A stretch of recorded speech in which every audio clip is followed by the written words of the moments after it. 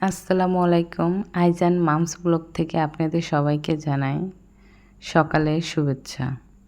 আজকে সকালে ঘুমের থেকে ওঠার পরে দেখি বৃষ্টি হচ্ছিল, তাই বারান্দায় চলে গেছিলাম। আর বৃষ্টিতে গাছগুলো অনেক স্নিগ্ধ লাগতেছিল।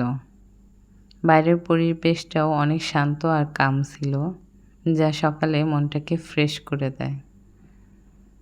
আর রাস্তায় লোকজনও কম ছিল। তারপরে আমি চলে গেলাম ঘরটা গোছানোর জন্য। আজকে কম পরিশ্রমে সংসার গোছানো ও পরিপাটি রাখার সহজ কিছু টিপসের কথা বলবো। পুরো ভিডিওটা দেখবেন, অবশ্যই কারো না কারো টিপসগুলো কাজে লাগবে। অবশ্য নিত্য প্রয়োজনীয় কাজের মাঝে আমরা যারা সংসারী আছি তাদের এগুলো অবশ্যই অনেক কাজের। সংসারের কাজ কখনো শেষ হওয়ার নাই। একটা কাজ শেষ হতে না হতেই আরেকটা কাজ সামনে চলে আসে। রান্নাঘর পরিষ্কার, কাপড় গোছানো, বাসন ধোয়া সব মিলিয়ে সময় মনে হয় সারাদিন কাজ করেও যেন কাজ শেষ হচ্ছে না। কিন্তু সংসারের কাজ একটু নিয়ম করে করলে একই কাজের জন্য বারবার সময় ও পরিশ্রম দিতে হয় না। আজকে বলবো এমন কিছু সহজ টিপস। প্রথম টিপস, একসাথে সব কাজ করার চেষ্টা করলে কাজের চাপ বেশি মনে হয়, বরং কাজগুলো ভাগ করে নিন। সকালে ঘুম থেকে উঠে বিছানা গুছিয়ে নিন। রান্নার সময় রান্নাঘর যত সম্ভব গুছিয়ে রাখুন। আর রাতে ঘুমানোর আগে 10 মিনিট যদি আমরা সময় দিয়ে ঘরটাকে একটু গুছিয়ে নিই, তাহলে প্রতিদিনের মাত্র কয়েক মিনিটের এই অভ্যাসেই ঘরকে অগোছালো হওয়া থেকে বাঁচানো সম্ভব। আমি সেই চেষ্টাটাই করি। এই যে আমার বেডটা গোছানো হয়ে গেছে। এখন এই যে ঘরের মধ্যে কিছু জামাকাপড় ঝুলতেছে, এইগুলো আমি গুছিয়ে ফেলবো। ঘর অগোছালো হওয়ার সবচেয়ে বড় কারণ হলো জিনিসপত্র যেখানে সেখানে রেখে দেওয়া। এই দ্বিতীয় টিপসটা ফলো করবেন, তাহলে অনেক কাজে আসবে। যেমন এই যে আমার জামাকাপড়গুলো জায়গা মতো ছিল না, তাই আমি এইগুলা সুন্দর করে ভাঁজ করে যেটা যেখানে রাখার দরকার ঠিক সেইখানে আমি জামাকাপড়গুলো গুছিয়ে রাখবো। এতে করে ঘরের মধ্যে যে একটা মেসি ভাব ছিল সেটাও চলে যাবে। আর এইভাবে কাপড় একটা একটা করে জমা করতে করতে অনেক কাপড় জমা হয়ে যায়, দেখতেও খারাপ লাগে। আর প্রতিদিন যদি আমরা এগুলো গুছিয়ে রাখি, ঘরটাও যেমন দেখতে সুন্দর লাগবে, কাজটাও কমে যায়।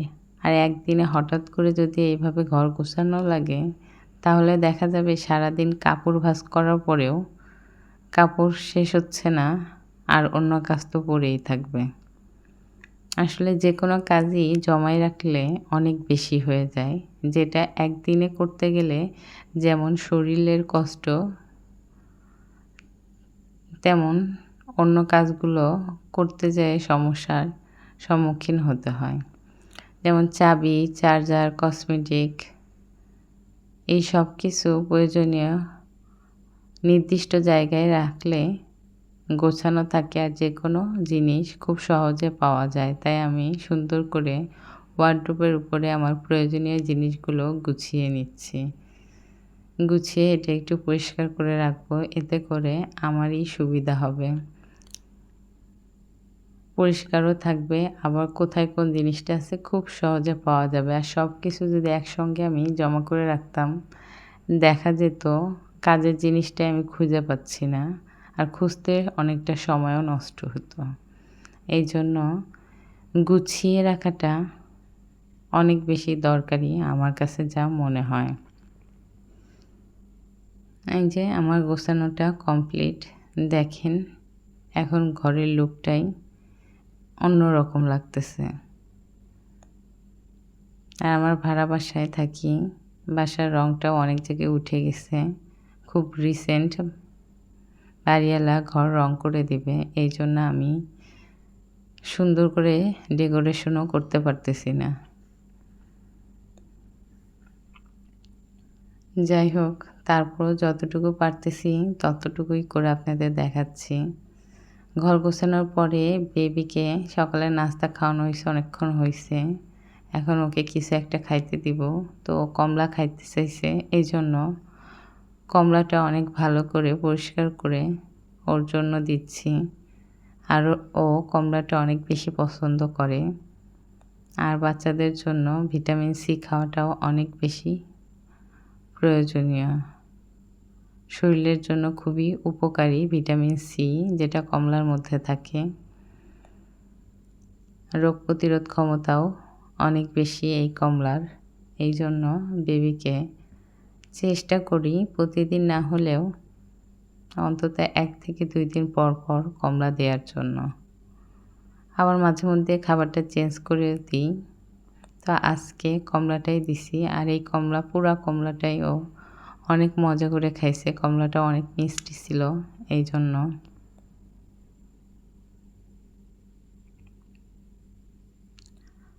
যাই হোক, আমার কমলা পরিষ্কার করা দেখেন শেষ। এখন আমার বেবিটা নিজেই নিয়ে খাচ্ছে। ও এটা খুবই পছন্দ করে দেখেন। আজকে আপনাদের জন্য টিপসের পাশাপাশি একটা জিনিস বানানো দেখাচ্ছি। দেখেন, এটাও একটা কাজের জিনিস। বাসায় পড়ে থাকা একটা বোতল দিয়ে কত সুন্দর একটা প্রয়োজনীয় জিনিস বা ডেকোরেশনের জিনিস বানানো যায়, সেটাই আপনাদের আজকে দেখাবো। আর আমার ভিডিওটা দেখে কেউ যদি ট্রাই করেন অবশ্যই কমেন্ট করবেন। আর এই ছোট্ট বোনটাকে বলেন বা কারো আন্টি, যেটাই ভাবেন না কেন, একটু আমার পেজটাকে লাইক, কমেন্ট আর অবশ্যই শেয়ার করবেন আর সাবস্ক্রাইব করে পাশে থাকবেন। আমি অনেক আশা নিয়ে এই ইউটিউব চ্যানেলটা খুলছি। প্রথম ভিডিও দিচ্ছি, কোনো ভুল হইলে ক্ষমাশূন্য দৃষ্টিতে দেখবেন। দেখেন বোতলটা আমি কিভাবে কাটতেছি, এটা দেখলে অনেক সুন্দর করে আপনারাও খুব সহজে এটা করে ফেলতে পারবেন। আমার চ্যানেলটা সাবস্ক্রাইব করে আমার পাশে থাকবেন। আমি অনেক আশা নিয়ে শুরু করছি, যেন আমার আশা, স্বপ্ন সব কিছু পূরণ করতে পারি। আর আপনারা বেশি করে কমেন্ট করবেন, কমেন্টে অনেক অনুপ্রেরণা পাই। নতুন পেজ, লাইক, কমেন্ট, সাবস্ক্রাইব সবই কম। একটু সাপোর্ট করলে আমি এগিয়ে যেতে পারবো। প্লিজ সবাই আমাকে সাপোর্ট করবেন। দেখেন, এটা আমি রান্নাঘরের গ্রিলের সঙ্গে, জানালার সঙ্গে লাগাইছি। কত সহজে লাগাইছি। এখানে আপনি চাইলে ছোট ছোট এই যে চামচগুলো রাখতে পারবেন।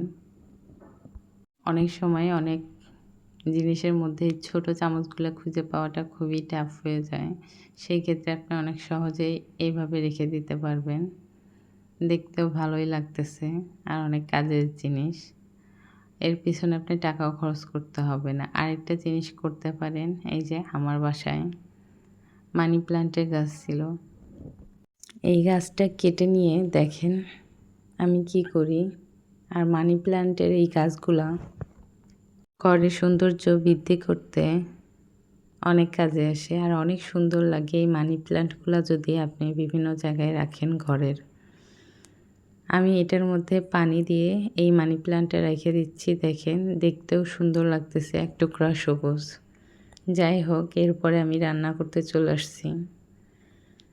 আর আমাদের সংসারের কাজের মধ্যে আমার কাছে তো মনে হয় সবথেকে গুরুত্বপূর্ণ কাজ হচ্ছে রান্না।